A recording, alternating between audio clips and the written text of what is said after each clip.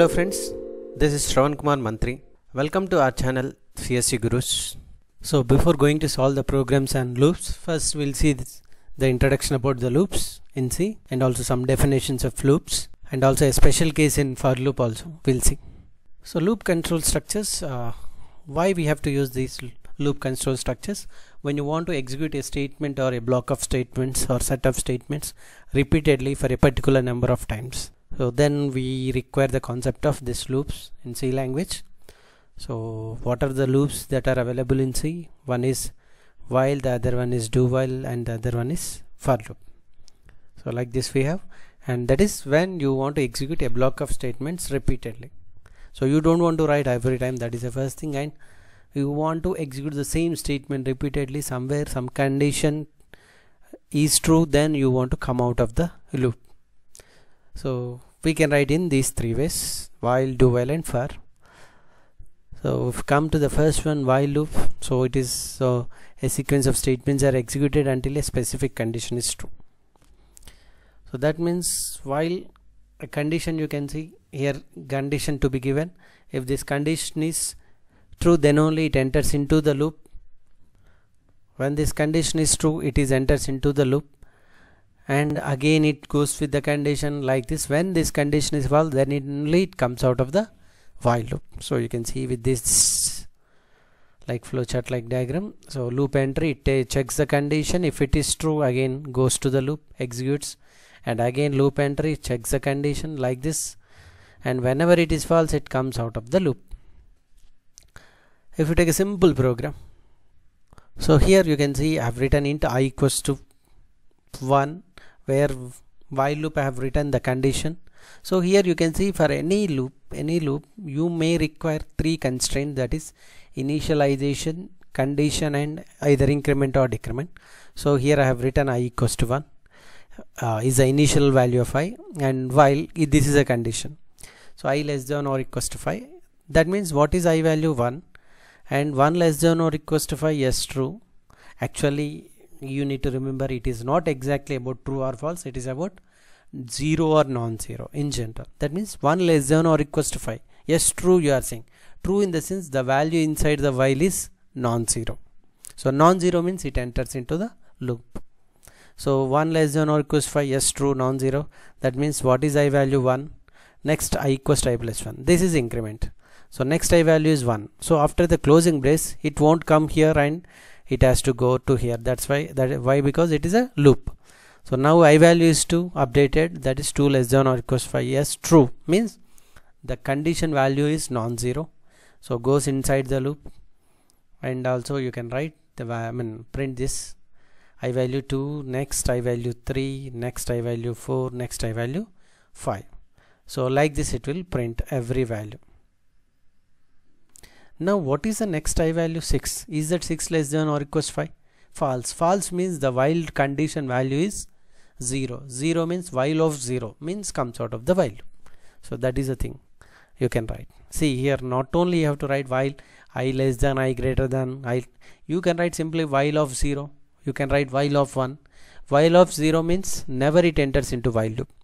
While of 1 means it executes the statements repeatedly until inside the while somewhere you want to write some break or exit, some jumping, some statement, so that it comes out of the while loop. So you can write simply while A, while B. So that means what I want to explain, while of whatever inside the value, is it non-zero, then it enters into the loop. If it is 0, it comes out of the loop. So that is what exactly happens in while loop. It's not exactly about true or false.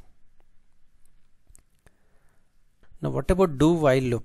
So in while loop, if you observe, so whenever the condition is true, then only it enters into the loop. That means when it is checking the value, first it is checking the condition, then if it is true, that means if it is non-zero, then only it allows us to enter into the loop. But whereas the do while, first it is allowing us to enter into the loop. That means do statements, that means it allows us to enter into the loop. Then after the execution, it is asking for what is the condition. So first you need to enter, you need to check it out everything. So let us suppose if you go to some ATM machines where you want to withdraw money, it will take all the values all the values, that means what is your data input except password, except your PIN number. It will ask how much money you require, that means how much money you want to withdraw. After entering everything, finally it will ask for enter the PIN number. So that means it is allowing to do all operations, but then it is asking to enter the PIN. If that is PIN, it is entering. So if PIN is correct, then we can withdraw money. That is another thing. So it is asking at the end, but whereas in while loop, first it will ask for the PIN. In some cases it will ask the PIN number first, so then only you enters into the loop. So that is what this is what the difference when you consider for while and do while.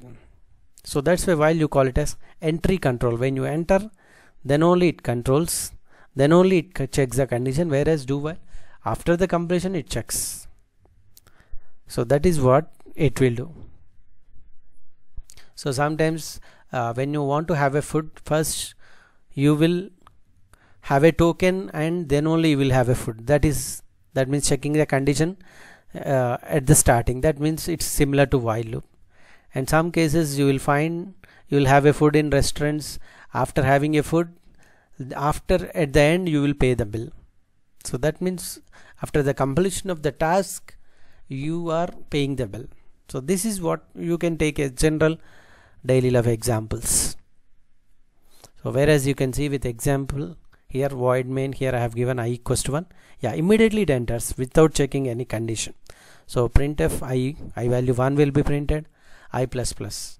That means now I value is 2. While 2 is less than or equals 10. Yes, true, it goes inside.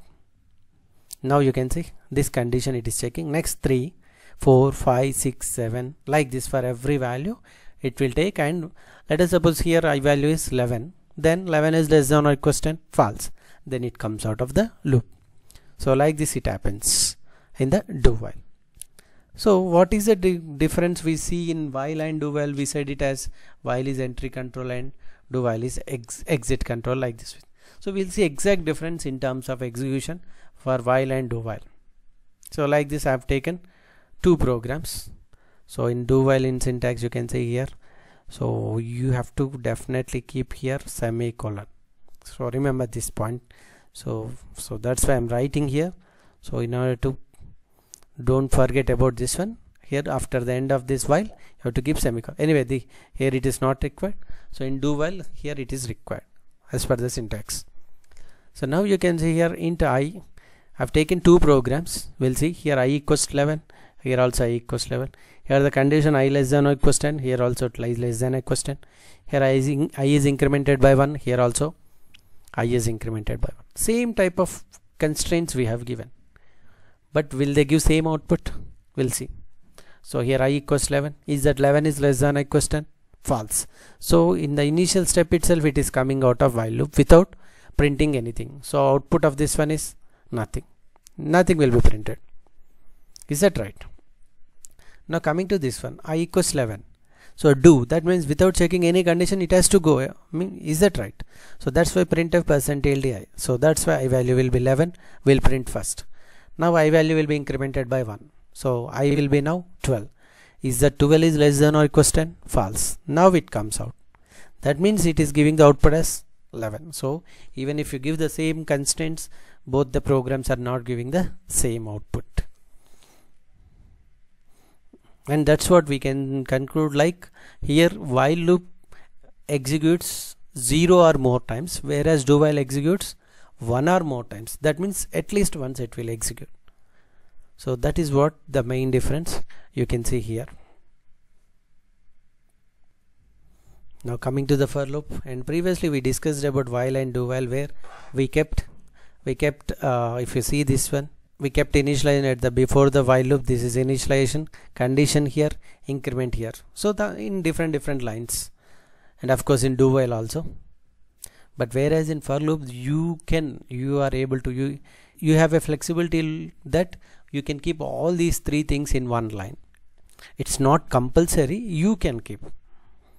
So you may keep outside also, not a problem, but you can keep all these in one line. So that is the first thing in terms of the syntax. So for initialization, then checks the condition, then increment or decrement. So like this, what happens is first initial value, then checks the condition. If it is true, means non-zero, then only it enters, then goes here, then again checks the condition and checks. So when this condition is false, means 0, then it comes out of for loop. So we'll see one example. So like here, for I equals 1, I less than or equals 5, I plus plus. So initial I equals to 1 is less than or equals 5. Is it true? That means non-zero. Yes. So non-zero means it prints 1. Next I plus plus. So I value will be 2 less than or equals to 5. So yes, true, non-zero. Next 3, 4, 5. So next I value 6 less than or equals to 5. No, comes out. So like this it will print for the for loop. Now we'll see one special case in for loop, like what if I keep semicolon here at the end, what happens? So what will be the output? Can you guess the output? So the output will be here, like, so actually the output is 6. Why? Because you can see I equals 1, it will take 1 less than or equals 5. Yes, true, non-zero. Then you kept semicolon, means whatever the remaining lines, these lines are not belongs to this for loop. So that's why semicolon means your for loop is ending here itself. Next I value will be taken without printing this one. So what is the next I value? 2. Next 3, next 4. Every time condition is true. 4 is less than or equals 5. Yes, true. Next 5. 5 less than or equals 5. True. Next I value is 6. So 6 less than or equals 5. False. Then comes out. Now it has to execute these lines. So printf, what is the I value when it comes out of the for loop? Which is 6. So it prints 6. So even if you want, you can see the execution for this one. So here I'll take int I for loop. So the output you can see here for this simple one. So I from 1, 2, 3, 4, 5. Now what if I keep semicolon here? You can see the output will be 6.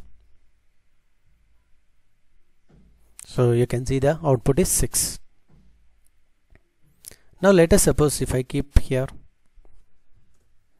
20, what is the output? Yes, you can say it is 21. But what about this one? If I remove less than, that means when it is false, that means 20 is less than 20. No, so that's why it will take 20. So like this 20. Now the next one, what if I write I plus equals to 2? So that means every time I is incremented by 2. So what will be the output? Is it 20 again? Check it out. It's not 20. You can clearly observe. So I start from 1. Every time I is incremented by 2. 1 will become 3. Yes, true. 3 less than 5, 7, 9, 11, like this. 13. Yes, true. 15, 17, 19 is true. 19 less than 20 is true. Then what is the next I value? 21. So 21 is less than 20, false. So the value is 21 here. It's not 20. So like this, you have to check it out clearly, how much you incremented or how much you decremented. So this is what we need to check it out when you keep semicolon. So somewhere you may ask, like, why, what is the use? Anyway, for loop is used to execute a block of statements repeatedly. But if you keep semicolon, whatever the statements next to for loop are not executing repeatedly. So there is a need, there is a requirement, like when you go for the concept of strings in C language. So there somewhere you want to find the length of the string. So in that length of the string concept, you can use semicolon so that final I value will become the length of the string. So that also I'll explain in my next video lectures. Keep watching my video lectures and be updated. You can watch the concept of strings in my video lectures, so that you can find this one also, how to find the string length, so that by keeping semicolon and with using a less number of variables. So this is also one advantage we can find when you keep semicolon at the end of the for loop. So the questions, so this out of the, not only this I want to cover totally, of course not only 20 questions. I'll update, first I'll complete these 20 questions, afterwards I'll update some more questions in this concept of looping. Thank you.